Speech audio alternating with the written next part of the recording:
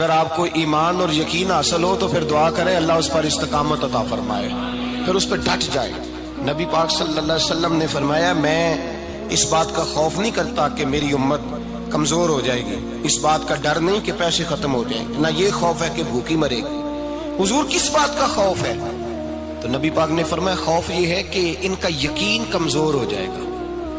یاد رکھیں اگر اعتبار نہ ہو تو گھر نہیں چلتا، تو اگر اللہ رسول پر یقین کامل نہ ہو تو پھر بندہ مسجد نہیں آ سکتا، پھر اس کا دین نہیں چلتا، پھر اس کے لیے مشکل ہے نماز، پھر اس کے لیے مشکل ہے راہ خدا میں خرچ کرنا۔ میرے نبی پاک نے فرمایا یوں نہ کہا کر کہ یا اللہ چاہے تو دے چاہے تو نہ دے، جب مالک سے مانگ تو کہا کر یا اللہ تجھی سے مانگنا ہے، میں لے کے اٹھوں گا، تو مجھے دے گا۔ فرمایا جتنا تیرا یقین کامل ہوگا اتنا ہی اللہ تجھے جھولی بھر کے عطا فرمائے گا۔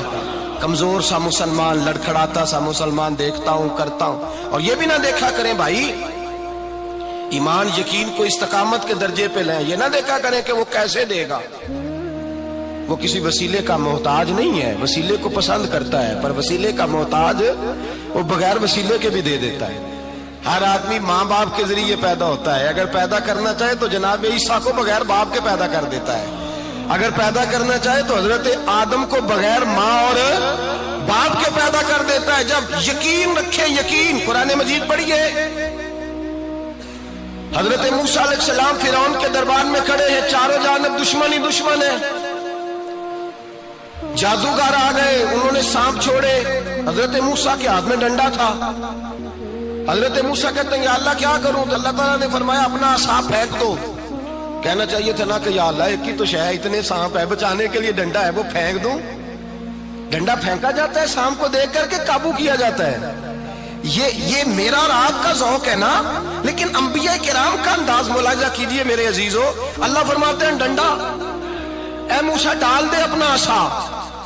پہلے نہیں فرمایا کہ سانپ بن جائے گا، فرمایا بس تو ڈال دے۔ میں اور آپ ہوتے ہیں تو سام سامنے ہے، ڈنڈا ہاتھ میں ہے، ہم کہیں گے عجیب بات ہے، یہی تو دفاع کی چیز ہے، اسی کو ڈال دوں تو بچوں گا کیسے؟ کہا ڈال دو، تو حضرت موسیٰ نے ڈال دیا، کہا میرے رب کا حکم ہے تو میرے لیے بہتر ہی ہوگا۔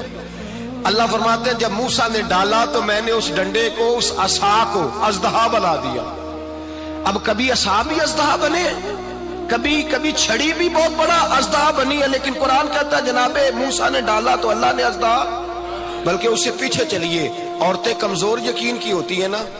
جناب موسیٰ پیدا ہوئے تو اللہ فرماتے ہیں میں نے موسیٰ کی ماں کے دل میں بات ڈالی، ماں کے دل میں، صندوق میں ڈال کے تو اس کو دریا میں بہا دے۔ اور بھائی صندوق میں کہہ سکتے ہیں نا آکسیجن کیسے جائے گی، اور دریا میں بچے بچنے کے لیے ڈالے جاتے ہیں کہ ڈوبنے کے لیے ڈالے جاتے ہیں؟ ماں کے دل میں یقین کمزور نہیں تھا ماں کا۔ انبیاء کے ماں باپ موحد ہوتے ہیں، دین کو ماننے والے، ماں کے دل میں اللہ نے بات، اللہ قرآن میں کہتے میں نے وحی کی، میں نے القاء کیا، میں نے بات ڈالی۔ حضرت موسیٰ کی ماں کہتی ہے میں نے ڈال کے نا سمندر میں بیٹا، میں نے سمندر میں بیٹا ڈال کے صندوق میں بند کر کے رب کے حوالے کیا۔ آپ فرماتے ہیں میرے مالک کا بھروسہ کیا تو پھر میرے مالک کا کام دیکھو، کمال دیکھو، میں نے دریا میں ڈالا، اللہ نے فرعون کے گھر میں میرے بیٹے کی پرورش کرا دی۔ یہ یقین کہ حضرت موسیٰ کے پاس قوم آئی، قرآن پڑھیے، کہ جناب پانی چاہیے، وَإِذِ اسْتَسْقَىٰ مُوسَىٰ لِقَوْمِهِ، موسیٰ نے اپنی قوم کے لیے پانی مانگا، ہم نے کہا فَانْفَجَرَتْ مِنْهُ اثْنَتَا عَشَرَةَ عَيْنًا، اپنا ڈنڈا پتھر پہ مارو۔ عقل والا آدمی ہوتا تو اڑ جاتا، کہتا یا اللہ پتھروں سے بھی کبھی پانی نکلا ہے؟ اضرب بعصاک الحجر، مارو پتھر پہ ڈنڈا۔ اللہ کے نبی نے منٹ نہیں لگایا، ٹھا کر کے ڈنڈا لگایا۔ فَانْفَجَرَتْ مِنْهُ اثْنَتَا عَشَرَةَ عَيْنًا، اللہ فرماتے ہیں جناب موسیٰ نے ایک عصا مارا، میں نے 12 چشمے جاری کر دیے۔ تو لے تو اللہ کرتا ہے، اللہ کہتا ہے پڑھ نماز روزی دوں گا، کہتا ہے سوچتا ہوں۔ اللہ فرماتے ہیں آجا مسجد میں تیرا ہو جاؤں گا، کہتا ہے دیکھتا ہوں۔ رب فرماتا ہے تو میرے محبوب کی غلامی کر، میں تجھے محبوب بنا لوں گا۔ تو کہتا ہے تھوڑا بڑا ہو کے داڑھی رکھنی ہے، ابھی سیانا ہو کے، میں ذرا سرٹیفکیٹ لے لوں اسرائیل سے کہ کتنے سالوں کے بعد آئیں گے، پھر شروع کروں گا۔ پروگرام بنا رہا ہے، ابھی تو ارادے میں ہے۔ اللہ کے پیغمبر کا ڈنڈا، اور اس سے زیادہ آگے بات ہو گئی، پیچھے فوج لگی ہوئی ہے فرعون کی، مجمع ہے، ہزاروں لاکھوں کا لشکر لے کے، تلواریں نیزے، فرعون پیچھے، آگے دریا آ گیا۔ حضرت موسیٰ علیہ السلام کھڑے ہیں، اب کدھر جائیں؟ اللہ پاک نے فرمایا مارو ڈنڈا۔ کہاں؟ پانی پہ ڈنڈا مارو۔ اب حضرت موسیٰ علیہ السلام پانی پہ ڈنڈا مارے تو پانی ابھرے گا، اس سے زیادہ کیا ہوگا؟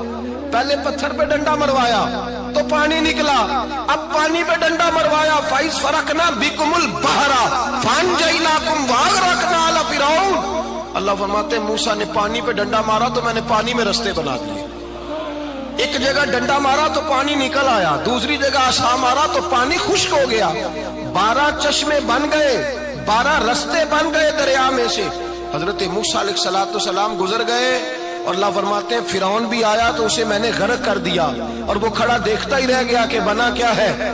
جب یقین کامل نصیب ہوتا ہے، اعتماد کی دولت اللہ دیتا ہے، جب انسان کو یہ انشراح صدر ہو جاتا ہے کہ میری نجات خدا کے حکم میں ہے اور رسول اللہ کے قدموں میں ہے، جب اسے یہ انشراح حاصل ہوتا ہے تو پھر نماز کا لطف آتا ہے۔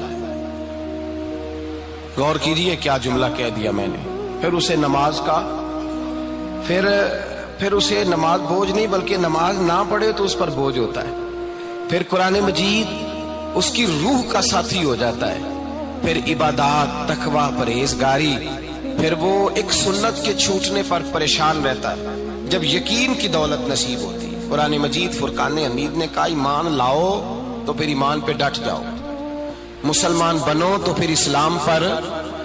پھر یہ جو کمزوری ہے نا، یہ دیکھتے ہیں، کرتے ہیں، چلتے ہیں، ابھی کل ابھی پرسوں بہانے ہیلے، ابھی میں نماز شروع کرتا ہوں دیکھتا ہوں لا الہ الا اللہ محمد الرسول اللہ صلی اللہ علیہ، جب کسی نے کلمہ پڑھا تو اس پر پورا دین ضروری ہے، پورا۔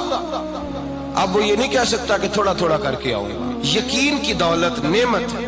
اللہ پاک قرآن مجید میں فرماتے ہیں ان الذین قالوا ربنا اللہ ثم استقاموا، جنہوں نے کہا کہ اللہ ہمارا رب ہے اور پھر وہ اس پر ڈٹ گئے، پھر اس پر وہ کہا تو ڈٹ گئے، کھڑے ہو گئے، نہیں اللہ ہی رب ہے، اللہ ہی دینے والا، اللہ ہی مالک، اللہ ہی ہمارا رازق ہے، رب ہی ہمارا سب کچھ۔ جب ڈٹ گئے تو فرمایا تتنزل علیہم الملائکہ، پھر میں ان کی مدد کے لیے آسمان سے فرشتوں کا نزول فرمایا کرتا ہوں۔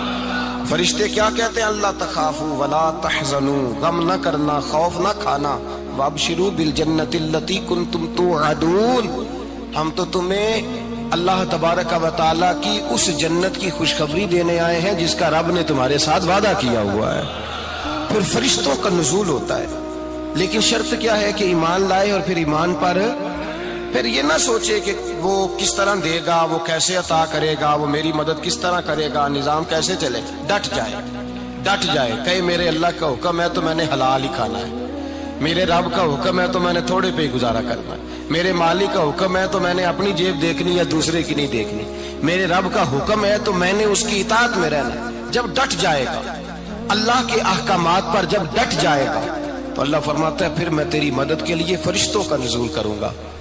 نبی پاک صلی اللہ علیہ وسلم نے فرمایا 2 دولتیں اگر کسی کو اللہ دے دے تو سمجھے اللہ نے اسے دنیا کی سب سے زیادہ دولت عطا فرما دی۔ یا رسول اللہ وہ کون کون سی چیزیں ہیں؟ فرمایا ایک جس شخص کو اللہ نے معاف کرنے کی دولت عطا کر دی، جو معاف کرنے لگ گیا، جس کی طبیعت میں درگزر آ گیا، جو معاف کرنے لگا، غلطیاں معاف کرنے لگا، جس کو ایک دولت یہ مل گئی۔ اور دوسرا میرے مصطفیٰ نے فرمایا جسے اللہ نے یقین کی دولت عطا فرما دی، جس کو یہ 2 دولتیں مل جائیں، ایک درگزر کرنا، دوسرا رب رسول پہ یقین کامل رکھنا، اسے کائنات کی ہر شے مل گئی۔ میرے نبی پاک نے فرمایا جب بھی دعا مانگو خدا سے یہ 2 نعمتیں مانگا کرو، عرض کیا کرو اے اللہ درگزر کی دولت عطا فرما، اے اللہ تو ہمیں یقین کی دولت عطا فرما، ایمان کی قوت اور پختگی نصیب فرما۔ میرے بھائی حضور نے فرمایا مانگ کے لو۔ کمزور ایمان والا شخص کسی کام کا نہیں ہوتا۔ جس آدمی کے ذہن میں شک کا بیج ایک دفعہ جنم لیتا ہے وہ آدمی تو غلام سے بدتر ہے، بے کیف سجدہ، روٹھی روٹھی سی عبادت، اس کی زندگی کیفیات سے خالی ہے۔ جس شخص کو پتہ چل جائے نا لوگ میرے مخالف ہیں، اس کا تو سجن رہتا ہی کوئی نہیں۔ اصل بات یہ ہوتی ہے کہ یہاں سوچ بیٹھا ہے کہ دنیا میرے خلاف ہے، مخالفت یہاں بیٹھ گئی ہے، دو بندے باتیں کر رہے ہیں تو پریشان ہے، میرے خلاف ہی لگے ہوئے ہیں، میری ہی بات ہو رہی ہے، کیونکہ اصل تکلیف کہاں ہے؟ اور اگر یہاں یقین کامل ہو گیا نا کہ سارے مجھ سے پیار ہی کرتے ہیں، تو پھر دو بندوں کو بات کرتا دیکھیں گے تو یہی سوچے گا میری تعریفیں کر رہے ہیں۔